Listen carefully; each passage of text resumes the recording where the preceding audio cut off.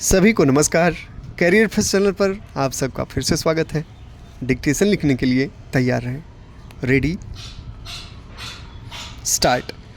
आदरणीय महोदय, हिंदी के लिए यह अवश्य ही गौरव का विषय है कि उसे भारतीय संविधान ने अखिल भारतीय भाषा का स्थान दिया है। इससे हिंदी भाषियों और हिंदी से संबंध रखने वाली सभी संस्थाओं का दायित्व बहुत बढ़ गया है। संविधान में हिंदी को यह ऊंचा स्थान दिए जाने का विशेष कारण यह था कि इसके जानने और बोलने वालों की संख्या भारत की दूसरी भाषाओं के जानने वालों से कहीं अधिक है। उन भाषाओं का भी अपना गौरवपूर्ण साहित्य है और उनके बोलने वाले अपनी भाषाओं के साथ प्रेम रखते हैं और उन पर गर्व करते हैं।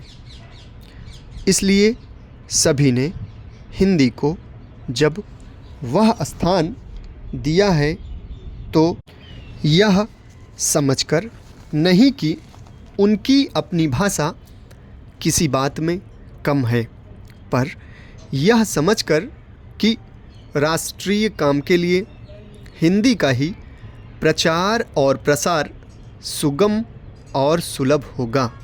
हिंदी को अखिल भारतीय कामों के लिए प्राधान्यता देते हुए प्रादेशिक भाषाओं को यहाँ के कामों के लिए प्राधान्यता दी गई है।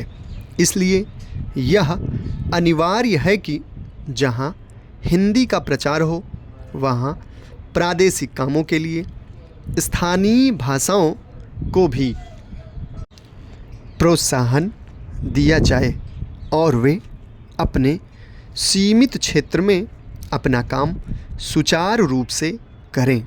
शायद यह कहना भी अनुचित न होगा कि हिंदी भाषी राज्यों में तो हिंदी का वही स्थान होगा जो किसी भी प्रादेशिक भाषा का उसके अपने राज्य में, पर अन्य भाषा भाषी राज्यों में सीमित काम और अखिल भारतीय क्षेत्र में प्रायः सभी काम हिंदी द्वारा किए जाएंगे।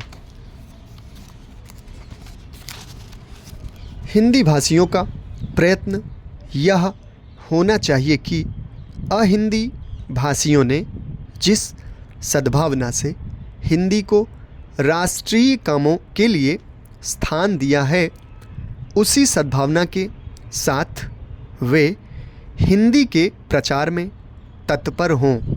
हिंदी को किसी भी प्रादेशिक भाषा से होड़ नहीं है। सच पूछिए तो हिंदी भाषियों को अन्य प्रादेशिक भाषाओं का पोषक और समर्थक होना चाहिए, जिस प्रकार अहिंदी भाषी हिंदी के पोषक और समर्थक होना चाहते हैं। हिंदी भाषियों के व्यवहार और आचरण से यदि कहीं भूल से भी यह आभासित हुआ कि हिंदी अन्य सभी भाषाओं से अधिक समृद्ध, अधिक परिपुष्ट साहित्य वाली या प्राचीन तथा नवीन विचारों और भावों को व्यक्त करने में अधिक शक्तिशाली भाषा है और इसलिए इसको अधिकार है कि अखिल भारतीय राष्ट्रीय कामों के लिए यह राष्ट्रभाषा मानी जाए, तो इसका फल यह होगा कि अन्य भाषा भाषी हिंदी के प्रति ईर्ष्या करने लगेंगे और जो संविधान चाहता है वह काम पूरा नहीं हो सकेगा और